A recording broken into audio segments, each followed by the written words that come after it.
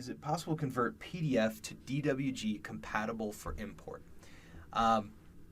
So that is something that transitioning a PDF back to a DWG is something I have to do all the time. So there's a couple different ways to do it. One is Inkscape. Let me see if I have Inkscape on this computer. I don't have Inkscape. That's all right. We're going to look around. Inkscape. So Inkscape is a freeware, and if I remember right, you can open a PDF in Inkscape and very easily save it out as a DWG. So this is probably one of the best tools for that. It's kind of like Illustrator, kind of like if you've ever heard of the Photoshop replacement, which is GIMP. That's like a freeware that's basically free Photoshop. Well, Inkscape is like free Illustrator or open source. So people work on this and they share it, and that's the deal with Inkscape. So that's one way to do it.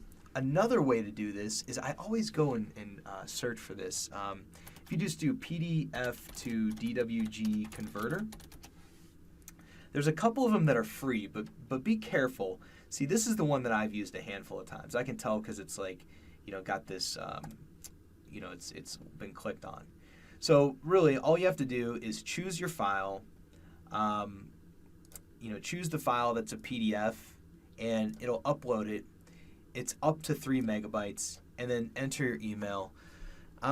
Use a Yahoo account or something. If you don't want, who knows where they're gonna put your emails, but I've got a junk email that I use for things like this. So that's another way to do it, and certainly, supporting these guys is always highly recommended.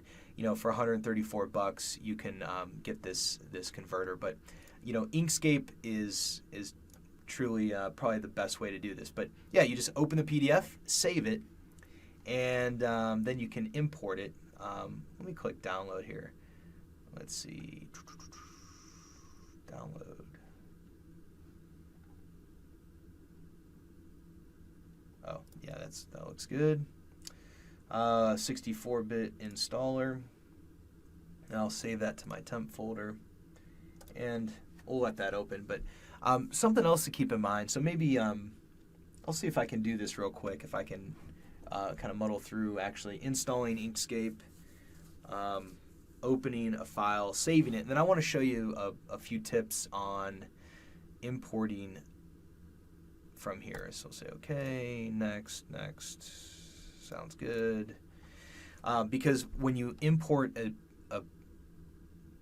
PDF that's been transitioned into a DWG, you really got to be concerned about the units and make sure that when it comes in, you're importing it at the correct units. Let me see if I can make Inkscape work here. I'm not as familiar with this. I usually use those converters.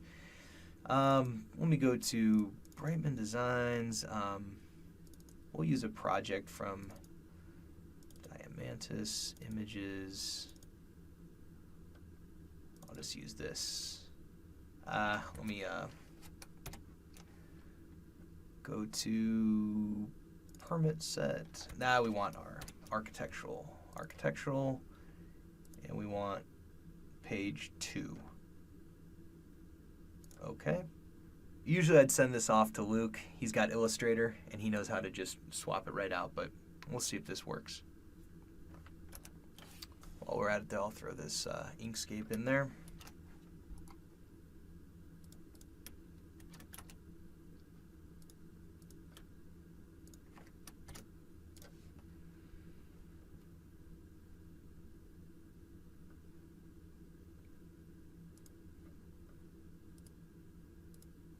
Okay, so if I zoom in here, and usually these programs,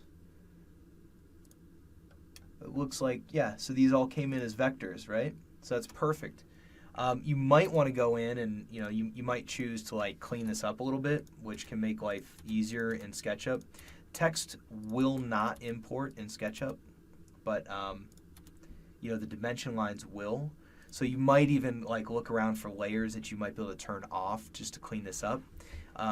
It's always ideal to have the actual CAD. Let me see if I can save as a. I might have to do an export. So here's a here's a DXF. So DXF will work. That'll come right into SketchUp. Okay. AutoCAD 14 DXF desktop temp. That's called the Diamantis Permit DXF. Yeah, it looks good. You know, you might have to play with some of these settings, but let me go over here, start a new document, and do a file import. Let's see if this DXF is going to come in from desktop temp. Here's our DXF. So here's the important thing is, number one, the options, you know, knowing the units. I always preserve the drawing origin, but if we import this and it comes in at a weird scale, then we know that we need to re-import with different units. So let's try it. Close that. Perfect. Yeah, so you can see like all my text boxes came in. Let's look at our layers. Let's see if our layers came in. Yeah, the layers did not translate. It's hard to say because most likely the layers were not exported out into the PDF. So there's a good chance that like there weren't any layers even to be modified. Regardless, this is easy enough to go in and work on. You know, like you could just go in here and start cleaning these things up, or just disregard. You know, it'll be fine. You know, just to be a messy model. That's okay. So what I always do when I import something like this house, I would then do a reality check. So I go in here to like I'd find a door like this one and use my tape measure tool and just measure my door. So that's at like 3'4", all right? And it's 3'4" and 7/16. I really don't like that dimension.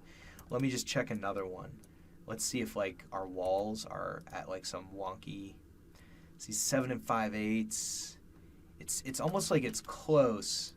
And this is where, you know, I might even go back to like this drawing set and see, you know, was there like a scale on here, or like, you know, pick a dimension like, you know, you can see, oh, what's a good one? So like on this corner, it would appear, it's kind of hard to see where they're dimensioning to. Let me find a better dimension.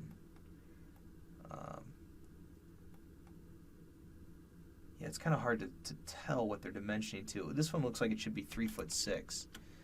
So let me see if I can make that work. So like, yeah, actually what I would do is just check from here to here. So like at the very, where is that? That's like at the very top of the garage. Yeah. And this little thing here. Okay, so this is a good point. It's actually kind of convenient. So now if I measure this, all right, and see this turned out to be, let me open up my measurements.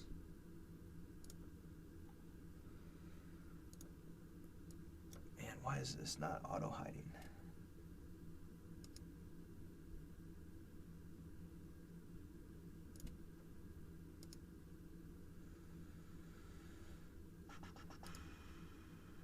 All right. Okay, so here's my measurements dialog box. We'll have that up there. Okay. All right, so let's scale this thing, all right? So there's always this chance that things are going to get jacked up when you open a PDF in Inkscape or Illustrator, save it out as a DWG, import it into SketchUp.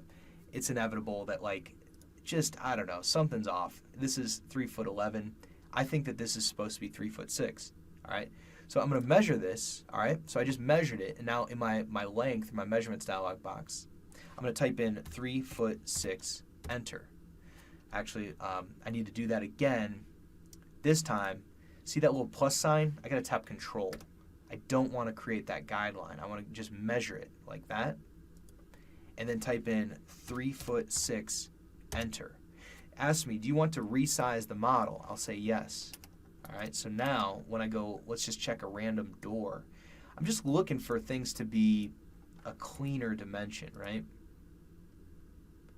So that's like 3'1" and 3', 1/64 inch. I hate those types of dimensions.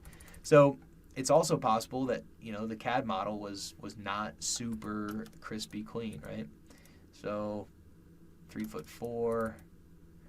Let me see if I can check like this overall dimension up top. That's 29 feet, all right? So let me just do this one here.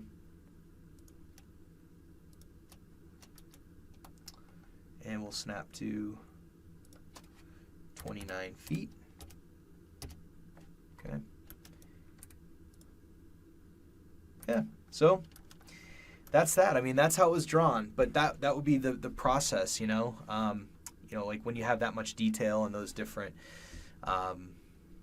levels of drywall shown on a plan, that's usually what happens when you're getting a set from Revit, but that's the process. So you're going to take your PDF, open it in Inkscape, save as DWG, import it into SketchUp as the DWG or a DXF, and when you do that, just do a reality check. Make sure that you look at some known dimensions, use that tape measure tool to resize the model globally, and just keep in mind that does resize things. So if I actually started drawing and creating a wall that's 10 feet tall, well, if I were to rescale that model, it would tweak the height and the width of that wall globally. So you got to do that first and then start modeling.